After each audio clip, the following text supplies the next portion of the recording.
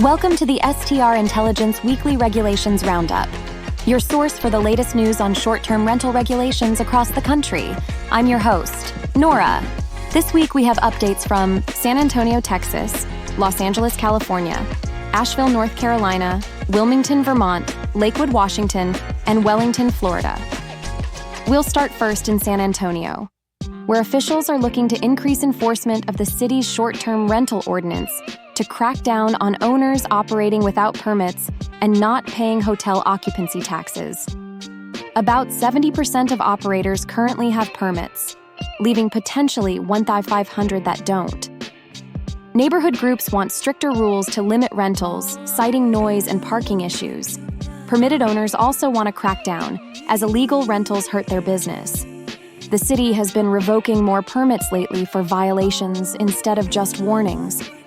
A new 20-member task force will make recommendations in 6 months on amending the ordinance, including higher permit fees, stricter neighborhood caps, and increased enforcement.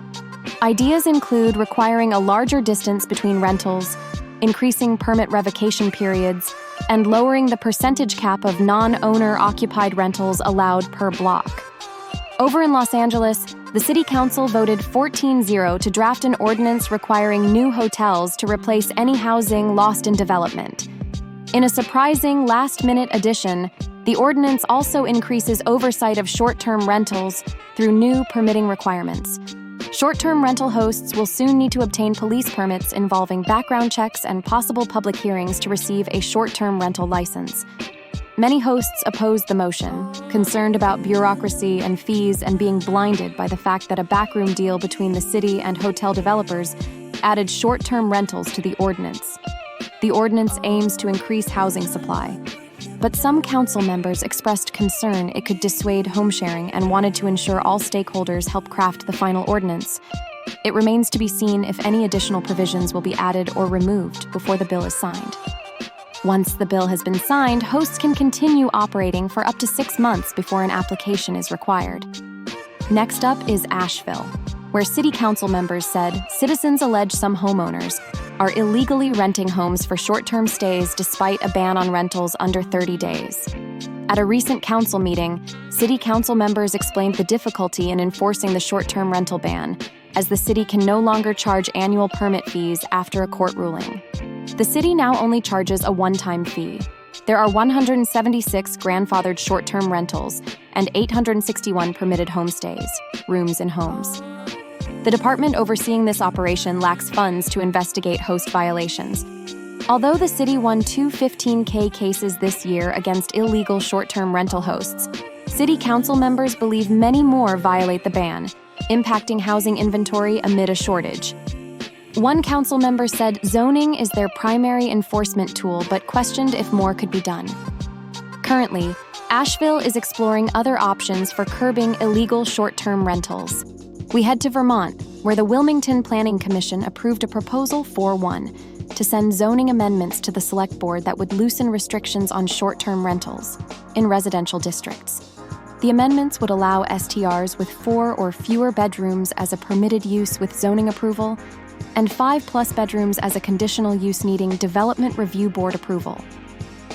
Commission Chair John LeBron opposed, hoping the Select Board would correct this big change. Some commissioners noted the Select Board could still implement other regulations like a registry system or limit on STRs per owner.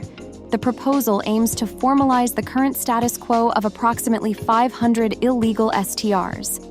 The Commission proposed more restrictive regulations in October, but this new proposal provides a pathway for more legal STRs. The Select Board will hold a public hearing before adopting any amendments. Over in the state of Washington, the Lakewood City Council is considering allowing short-term rentals in accessory dwelling units, ADUs. City staff have concerns this could worsen the housing crisis, impact neighbors, and cause parking issues.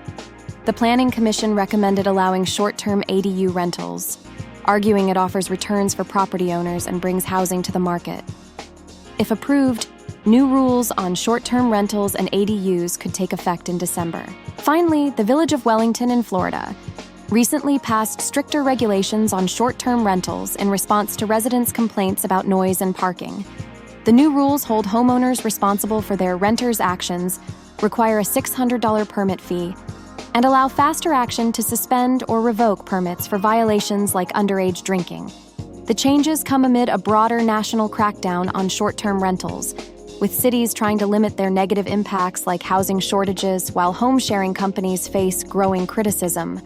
Wellington aims to retain discretion in enforcement while streamlining the process to punish repeat offenders, though some council members raised concerns about fairness to owners. That's it for this edition of the STR Intelligence Weekly Regulations Roundup. Don't forget to visit our YouTube to stay up to date on the latest STR regulation news and analysis. We post new videos every week, so hit the bell to get notified when a new one drops. You can also listen to the STR Intelligence Weekly podcast on Apple Podcasts, Spotify, or wherever you get your podcasts. Leaving a review helps others find the show. Also, if you enjoy listening to our weekly podcast, make sure to sign up for our newsletter at strintelligence.com and get these regulations and more sent directly to your inbox. Be sure to tune in next week as we bring you the latest short-term rental news from across the nation.